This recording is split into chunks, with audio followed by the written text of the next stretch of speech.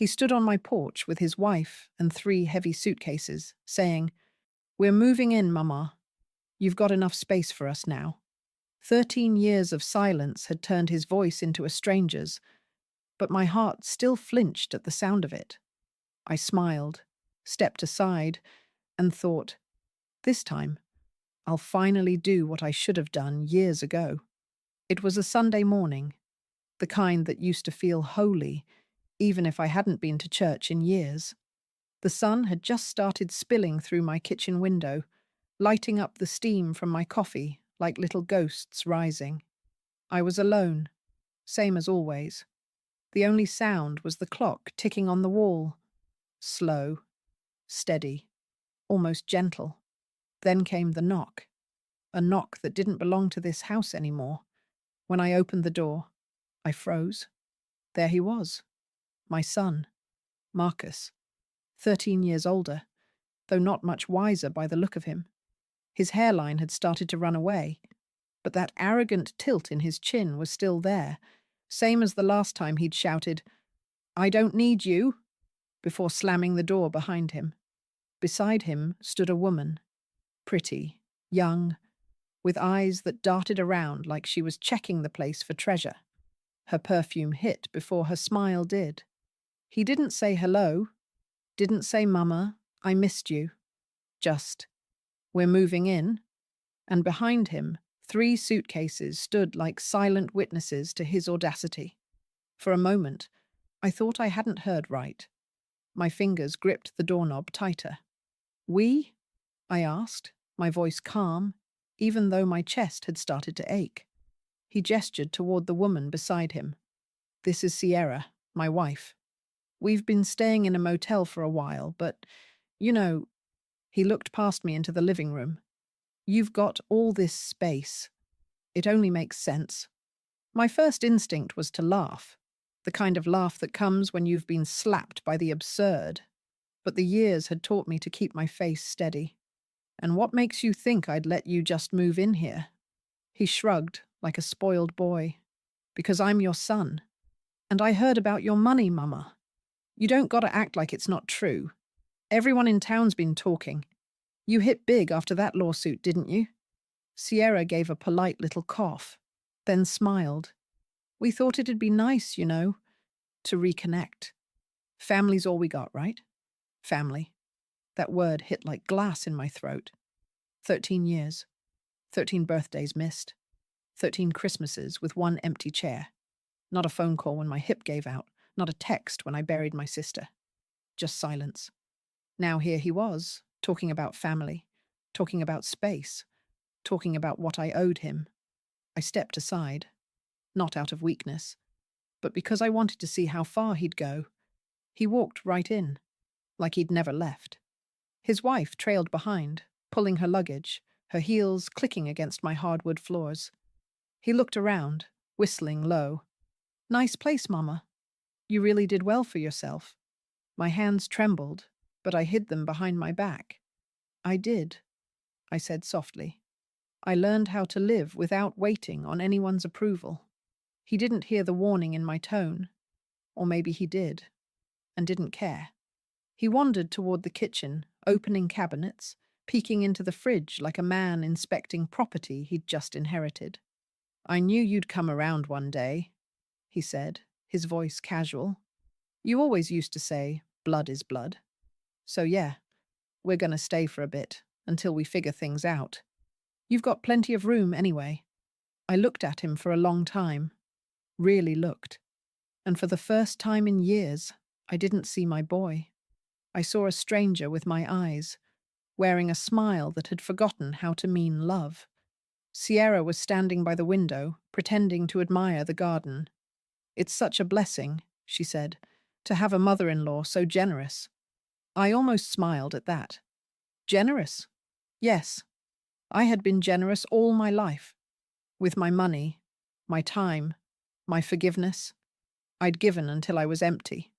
And the one person I'd given the most to was now standing in my home, ready to take more. I walked over to the dining table and ran my fingers across its polished surface. The same table where Marcus once did his homework, where we used to eat pancakes on Saturdays, where I once prayed for him to come home safe. Well, he was home now, but not in the way I'd prayed for. "I'll make some coffee," I said quietly. "You two must be tired." Sierra smiled wide, relieved. Marcus nodded, triumphant, like he'd already won whatever battle he thought he was fighting. I turned toward the kitchen, my face calm, my steps slow. Inside, though, something old and cold began to stir. As the kettle hissed, I looked out the window at my quiet yard, at the life I'd built in peace after years of heartbreak. And in that reflection, framed by sunlight and steam, I realized this wasn't the reunion he thought it was. This was the beginning of an ending. The sound of the kettle boiling took me back, not to a kitchen, but to a memory, to a night when I stood in this same spot, watching steam rise as I waited for a son who never came home. I remember that night clearly. Marcus was 21, angry, and full of the kind of pride only youth can afford. He'd fallen in with a woman then, not Sierra, another one.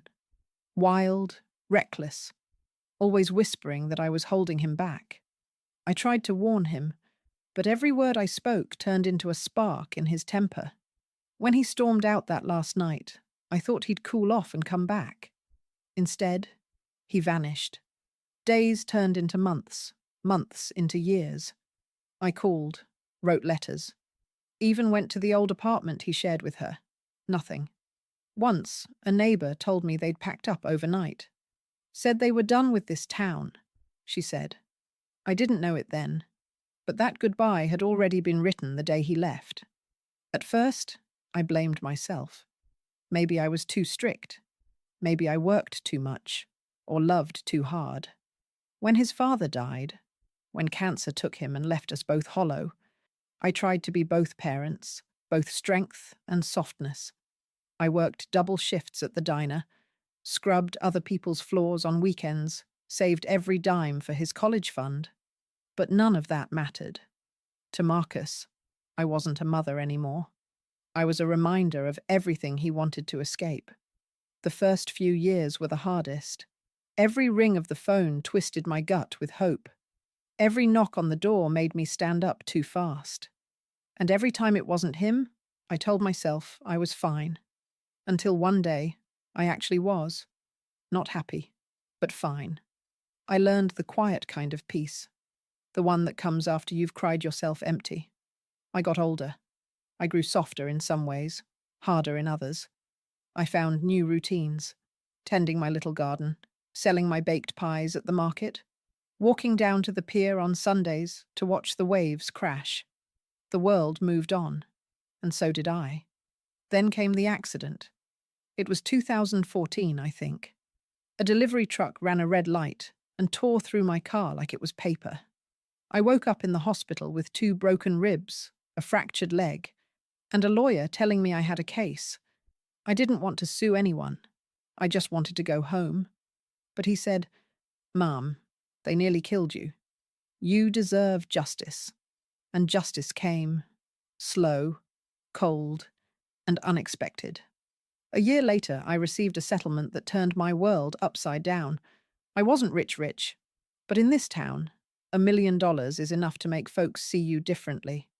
I used it wisely, paid off the house, fixed the roof, built a small bakery downtown, something I'd dreamed of since I was young. And for the first time in my life, I felt safe. Not because of the money, but because I'd learned to stand without anyone else holding me up. The people around town talked. You can't hide success in a place this small. I ignored the whispers, until the day I heard his name. Someone at the bakery counter, a woman I barely knew, said, "You know, your boy Marcus was asking around about you. Said he heard you came into money. Looks like he wants to make amends." She laughed when she said it, but my chest tightened anyway. That was 6 months ago. And now here he was, at my door, with his wife and luggage, as if time had forgiven him on my behalf. As the kettle whistled, I poured the boiling water into the pot and took a deep breath. I could hear them in the living room, Marcus's low voice, Sierra's high laugh. The sound of them together felt foreign, like strangers making themselves at home in a memory that wasn't theirs. "Smells good, Mama," he called. "Got any of those biscuits you used to make?"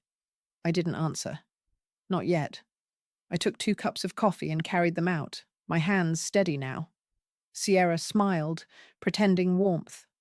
"This house feels so cozy," she said, eyes roaming across the shelves lined with framed photos. Photos that stopped featuring Marcus after he left.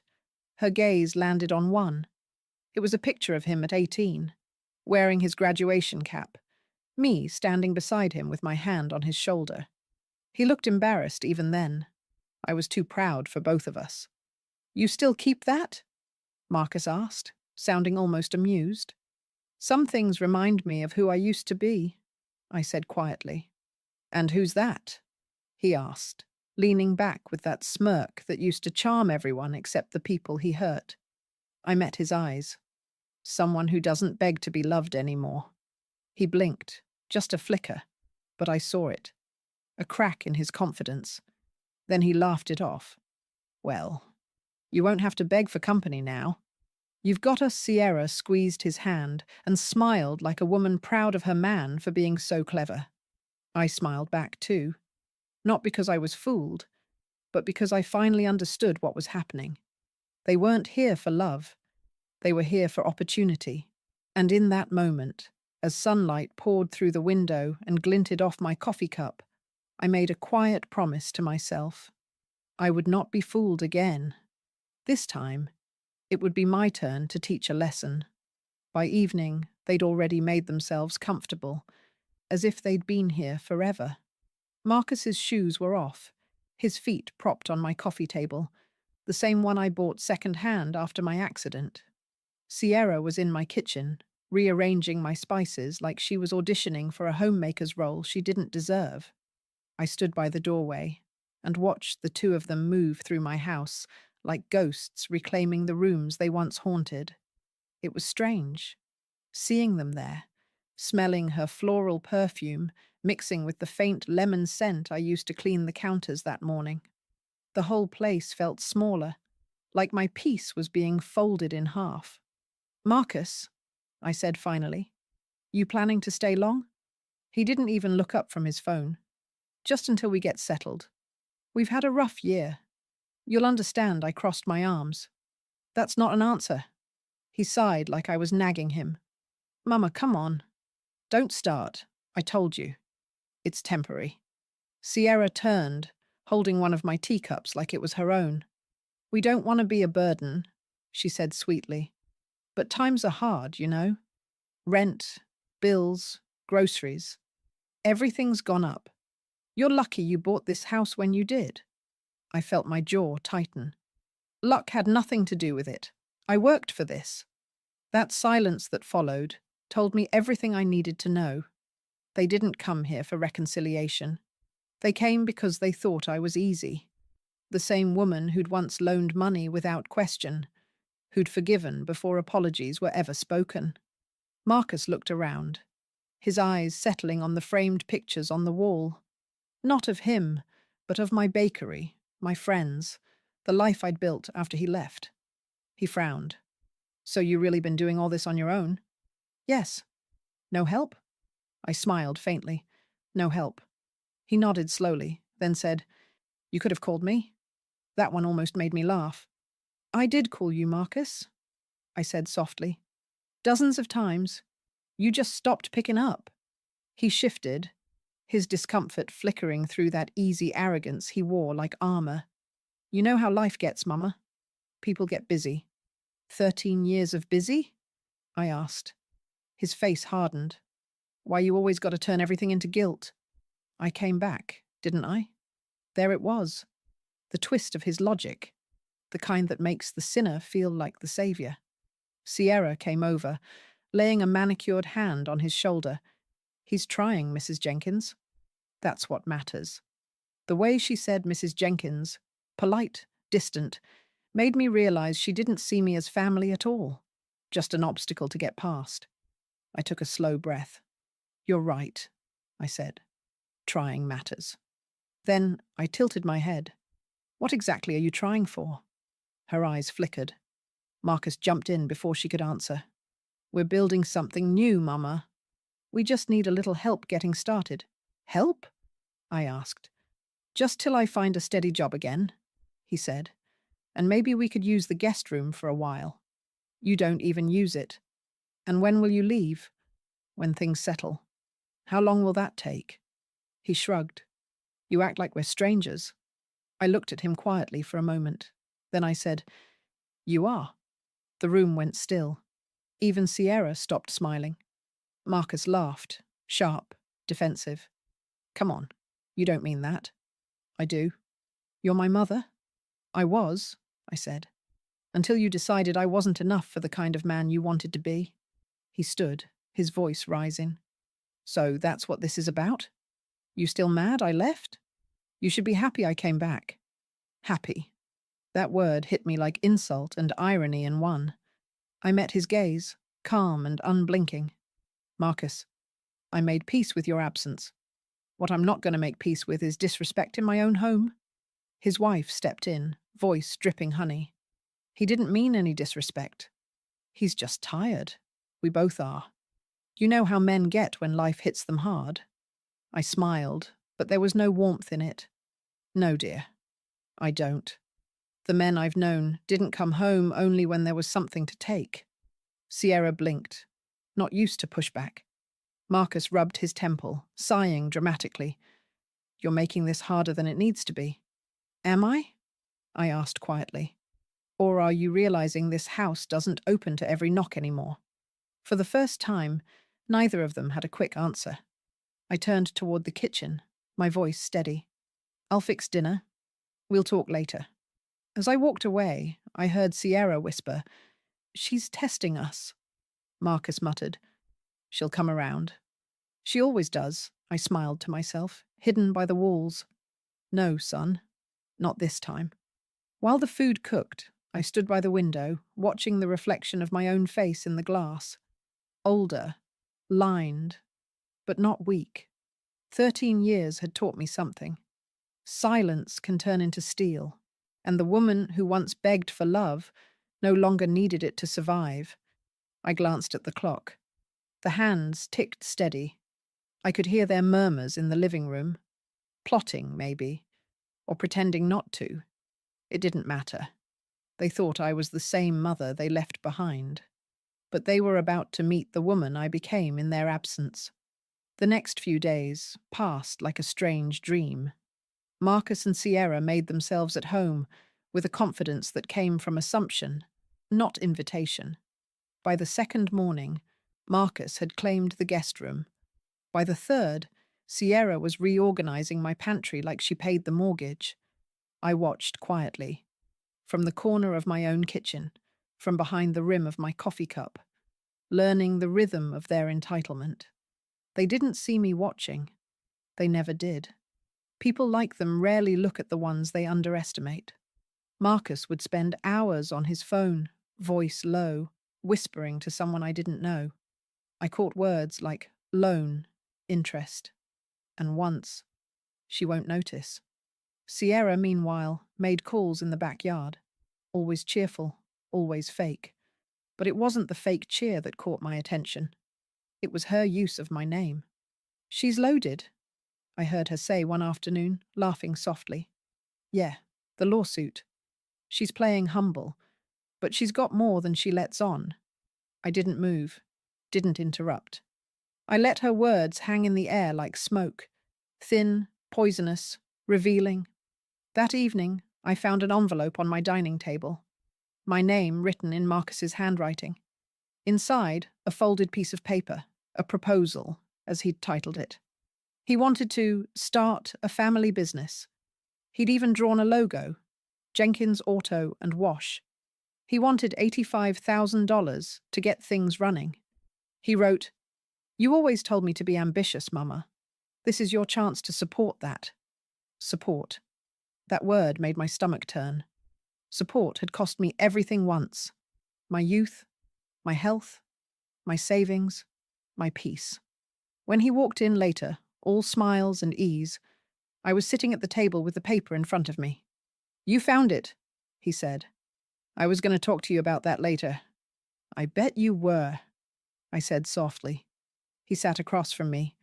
"Look, Mama, I know it sounds like a lot, but it's an investment. You'd be helping your own blood. I'll pay you back once things take off. And what happens if it doesn't?" He blinked. "What if it doesn't take off? What happens to my money then?" He frowned. "Why are you being so negative? I'm trying to build something here, for both of us. Don't you want to see your son succeed?" The way he said it, "Don't you want to see your son succeed?" twisted my insides. It wasn't a question. It was a guilt trap. He still thought I was that same woman who'd bend under love. I folded the paper neatly and slid it back toward him. "I'll think about it," I said. "Really?" His face brightened. "Yes," I lied. Later that night, after they went to bed, I sat in the living room, alone with the low hum of the refrigerator and my own thoughts. My instincts screamed that this was more than just greed. It was desperation. So I did what mothers do best. I investigated quietly. In the morning, I asked Sierra if she needed anything from the store. She smiled. That practiced, grateful smile. "Oh no, thank you, Mrs. Jenkins. We're fine." But as I walked past their bedroom, I saw the corner of a paper sticking out from Marcus's duffel bag. It wasn't the business proposal. It was a document. Bank letterhead. I hesitated only a second before pulling it free. And there it was. His secret, printed in black and white. Notice of foreclosure. Final demand. The apartment he'd been living in was being repossessed. He was 6 months behind on payments. Worse yet, there was a second notice. A loan default from a private lender. My hands went cold. The dates lined up. He hadn't come to reconnect.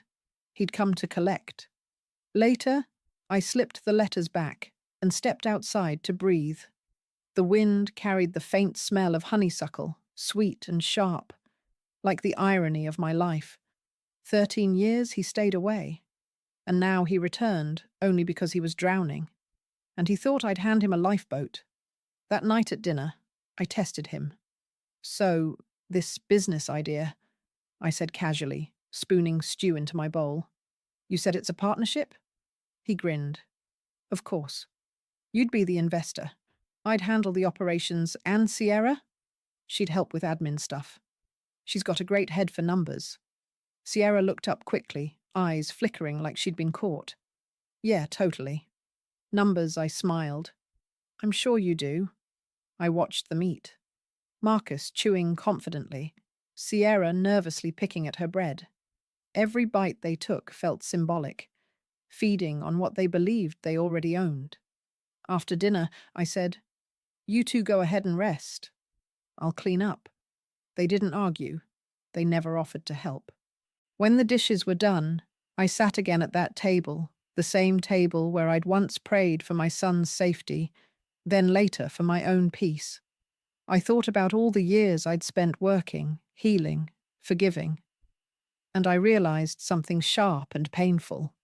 He hadn't just come for money. He'd come to see if I was still the same woman, the one who'd always say yes, even when it hurt. I looked around my quiet home, the walls lined with photos of my new life friends, neighbors, smiling faces from my bakery, and I whispered to myself, "He's about to learn who his mother really is." Upstairs, I heard their laughter, muffled, careless, cruel. And in that moment, my sadness burned away. What replaced it was something colder, steadier, and far more dangerous. I didn't cry. I didn't break.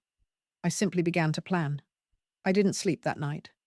The house was too still, too full of ghosts, not the kind that rattle chains, but the kind that wear your son's face and call you Mama after years of silence. I sat in my armchair wrapped in my old knitted shawl, watching the light from the hallway spill across the floor.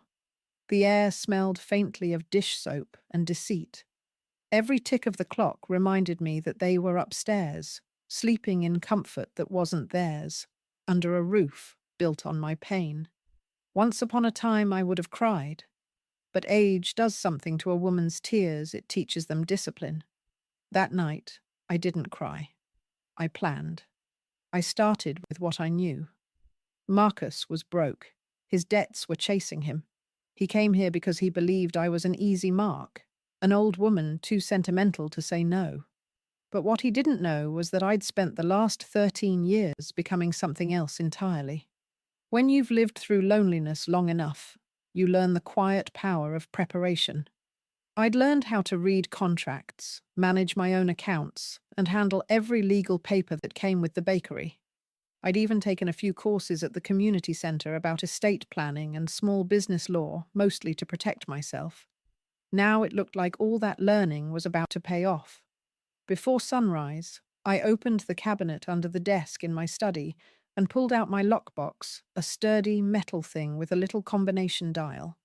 Inside were the pieces of my rebuilt life: property deed, bank certificates, bakery ownership papers, and one thin manila envelope marked Will Draft 2. I smiled when I saw it. Marcus didn't know that everything I owned had been quietly transferred into a trust one with strict terms. If anyone tried to claim my estate while I was alive or incapacitated, it would trigger an automatic investigation and freeze. The bakery was owned under an LLC, not my personal name. Even this house was secured. They thought I was vulnerable because of my age. They had no idea I'd armored every inch of my life in plain sight. By morning, the plan was simple. Let them believe they'd won. Feed their confidence. Then turn it all back on them legally, publicly, and permanently. At breakfast, I played the part of the softened mother. "Marcus," I said, setting his coffee down, "I've been thinking about your proposal." His eyes lit up. "Yeah? I want to see how serious you are," I said. "Why don't you draw up a proper business plan? Costs, profit estimates, everything." He smirked. "You mean like a pitch?" "Exactly," I said. "If you can show me you're responsible, we'll move forward."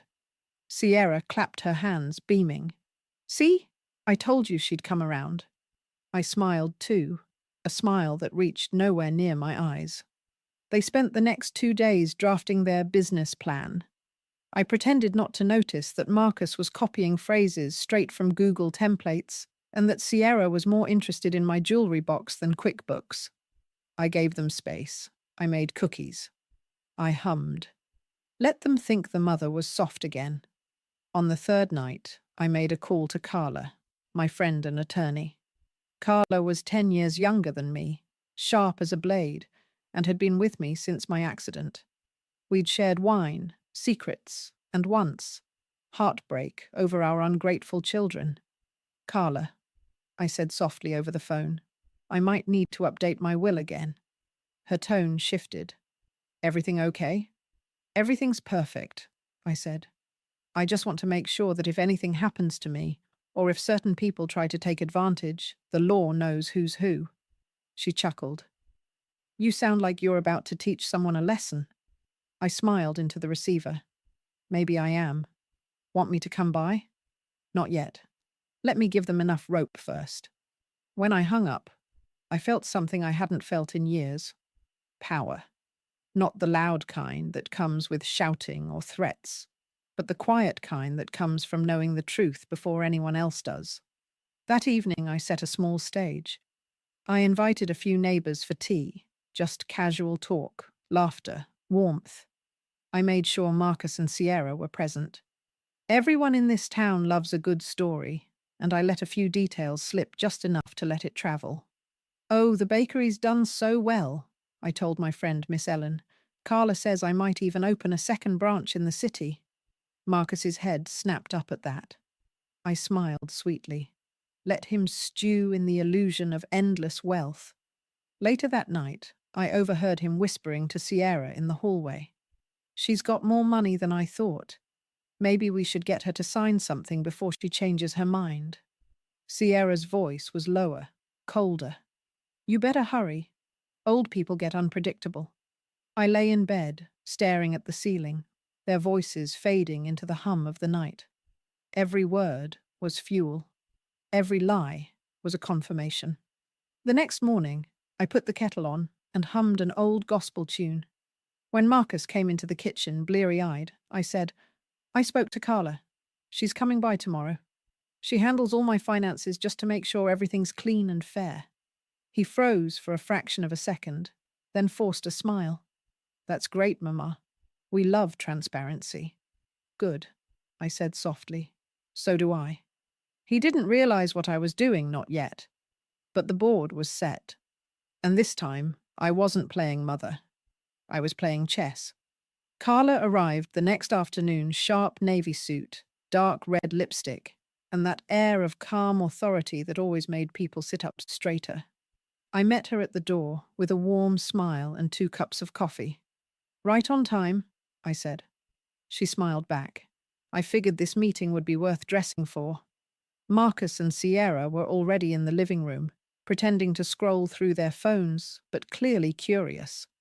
When Carla walked in, they both stiffened, instinctively uneasy around anyone who looked like they knew what they were doing. "This is my attorney," I said lightly. "She helps me with all my business and estate matters." Sierra's smile faltered. "Oh, I didn't realize you needed a lawyer for family discussions." "Oh, I don't," I said, still smiling. "But when money's involved, I prefer everything in writing." Marcus laughed too loudly. "Mama, you make it sound like we're trying to rob you." I met his eyes. "Aren't you?" The room went still for half a second. That tight, fragile silence, right before truth, cracks the air open. Marcus forced a grin, pretending to take it as a joke. "You're funny. Really." Carla set her briefcase down on the table, flipping it open with a practiced hand. "Mrs. Jenkins told me you were interested in a business arrangement," she said. "Do you have your proposal ready?" Marcus hesitated, then pulled a folder from the coffee table. "Yeah, it's all there. Just a simple investment plan. We'd handle the labor. She'd get a return." Carla skimmed it, her expression unreadable. "Hmm. And you're offering equity?" "Sure," he said, uncertain. "We can figure that out later." She smiled politely. "That's not how business works, Mr. Jenkins." I sat quietly, watching them sweat under the surface of their charm. Sierra crossed and uncrossed her legs, her painted nails tapping on the armrest. Carla closed the folder and looked at me. "I'll be honest, Mrs. Jenkins, this reads more like a personal loan than an investment." And with his credit history, Marcus stiffened. "My what?" She didn't miss a beat. "Your credit history. Foreclosure, defaulted private loan. Those things don't vanish easily." He turned to me, face paling. "You went through my stuff?" I met his glare without flinching. "I went through my house, and you left your mess in it." Sierra's voice cracked the silence. "You had no right." "I have every right," I said softly. "This is my home. You brought your lies under my roof. I just turned on the lights." Carla leaned back, watching. She knew better than to interrupt a reckoning. Marcus's voice dropped low. "You don't understand, Mama. I was in trouble.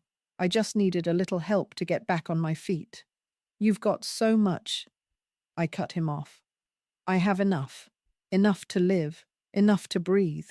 Enough to never depend on anyone again. But not enough to feed a grown man's greed."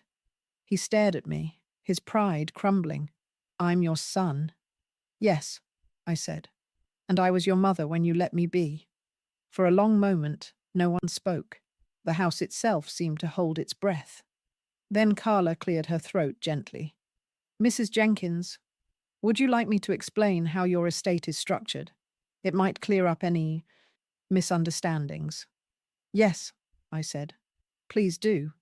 She opened her folder and laid out a single sheet of paper. "This home, as well as the bakery and all liquid assets, are held under a living trust," she explained calmly. "That means Mrs. Jenkins cannot be coerced, tricked, or guilted into transferring ownership.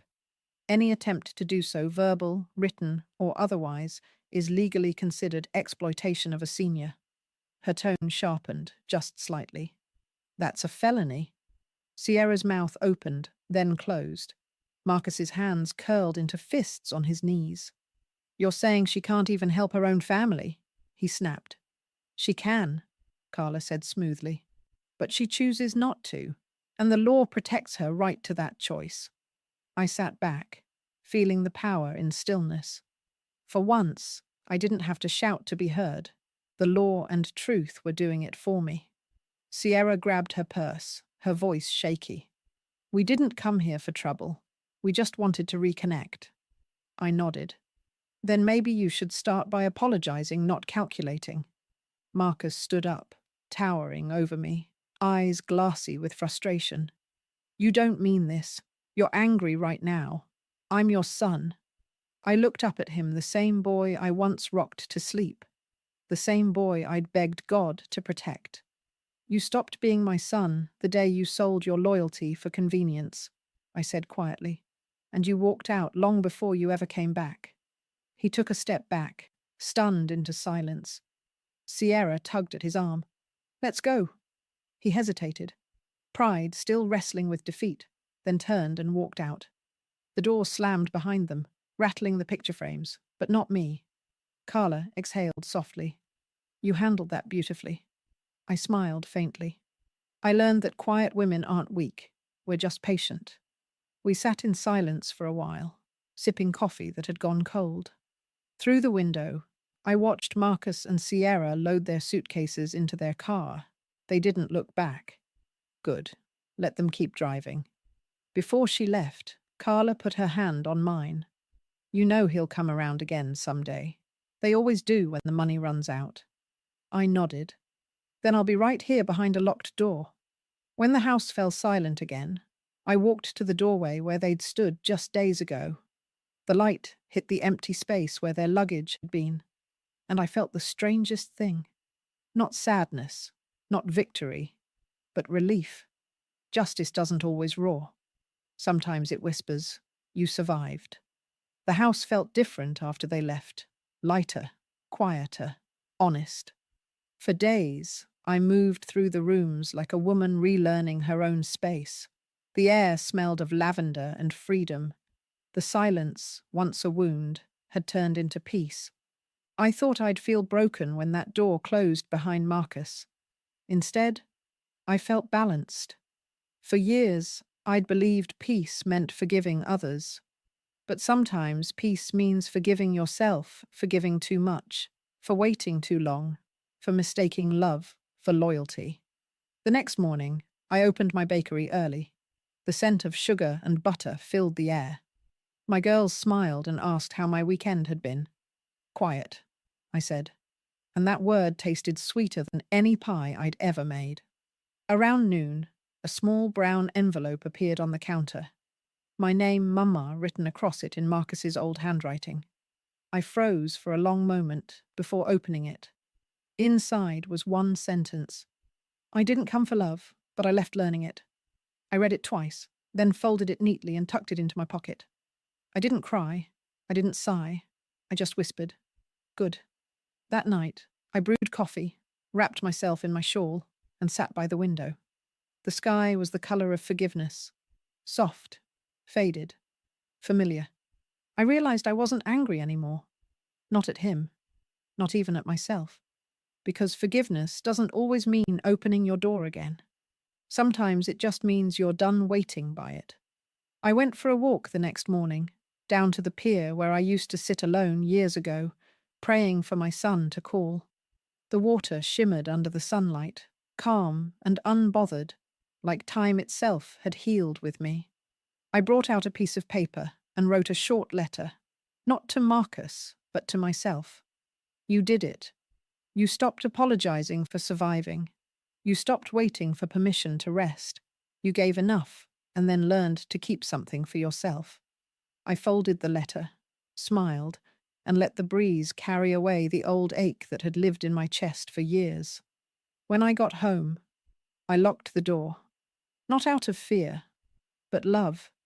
Love for the woman who finally remembered her worth. People think motherhood means endless sacrifice, but being a mother doesn't mean setting yourself on fire to keep others warm. You can love deeply and still say no. You can forgive and still walk away. As I looked around my quiet home, sunlight sliding across the floorboards, I whispered the same words I'd thought the day Marcus appeared at my door. This time, I finally did what I should have done years ago, and for the first time in my life, I meant it.